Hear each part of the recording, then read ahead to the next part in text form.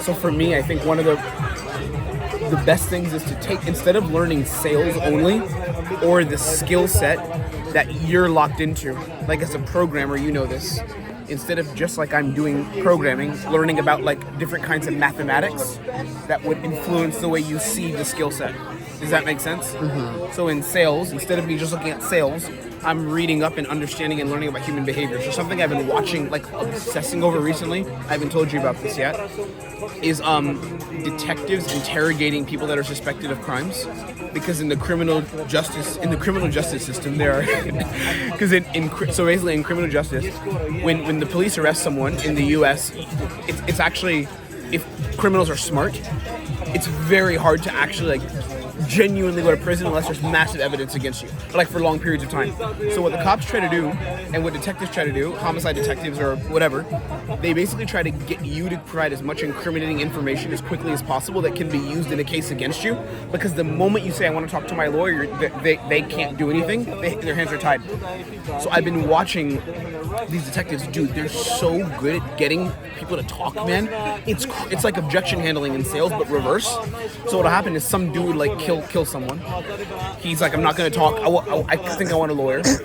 And they'll diffuse it. They'll be like, yeah, no problem, you can have one. But just before we go do that, I actually just want to talk to you as a friend.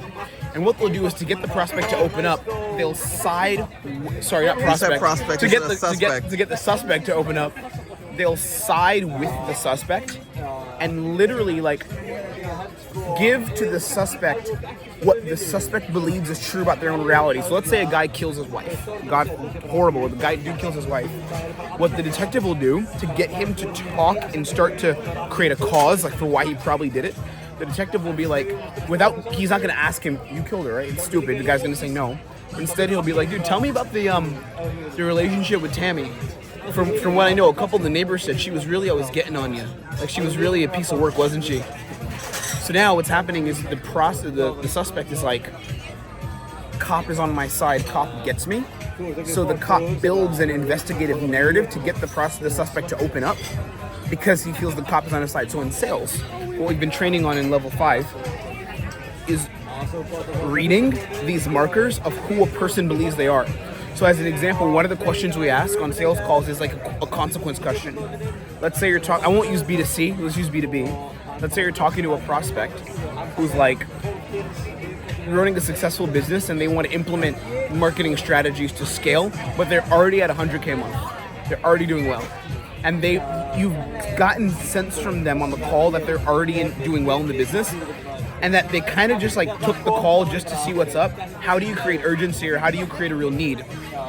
What happens if we don't work together? That's a real question. Like, if you don't fix this and you don't put in marketing and scale to 500K, what does that look like? But you can't just ask that question as it is. Because if you do, you could trigger their ego. Because if their ego's like, we're already good, nothing bad's gonna happen, then you will get a negative answer, and that will sabotage the sales process. So what you have to do is knowing who the person is and their identity, which is, I'm successful, I don't need your help. You have to mirror that and give that to them to cancel out the potential of them actually giving you that answer. So what I would frame it as, if I was asking consequence in B2B, role-playing it, so like I'd be like, so for you, Phil, I guess you in the business, you know, let's say you guys don't put in the right marketing systems and the right strategies over the next couple of months. Because right now I think things are going well, and you guys clearly have a good system in place in terms of just acquisition. That's working well, yes. So now I've wiped off your ability to be like, we're already really good, because I've told you, no, I think you're the shit. So now your ego is not going to be triggered, and now I can drop the bomb. So we've been messing with that shit. A lot in B2C, understanding who people are at an identity level, reading their markers. And the thing that caused me to say this was seeing the girl walk.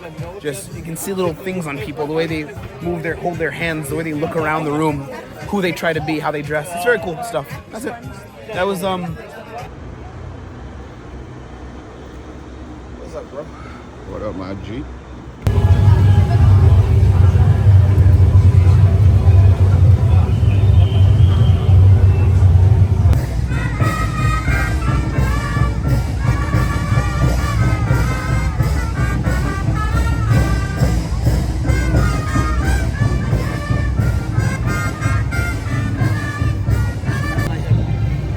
Mine.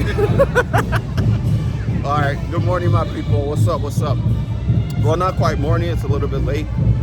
I had somewhat of a slow start to the day. I think I woke up at 10, meditated a little bit, hit up my boy Tim, who's in town for the weekend. You can see the void of energy that's standing next to me. Tim had an extraordinary night last night. I'm sure he'd love to get into detail about it at some point. And yeah, so far the morning's pretty chill. Did like just a little bit of work. Worked through the CSS course some more. Set up some configuration stuff, I guess, for my local dev environment. And I'm going to be reaching out to two of the leads from yesterday today. So I got some feedback from Ken on how I was going to message them. I reworked the messaging and I'm going to DM both on LinkedIn. And other than that, I don't know. It's going to be a pretty chill day. No crazy plans. Right now we're on our way to do a little bit of shopping. Gonna hit the gym later, potentially watch Apocalypso or Apocalypto, whatever it's called. Timothy met a lovely young Indian woman who confirmed a date with him that he never set up for tonight. So that's gonna be, what was this reaction?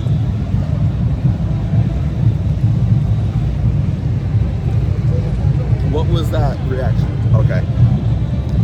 And then, yeah, we're probably gonna go out. If I'm not too tired this evening, we'll go out and dance with the devil in Choco.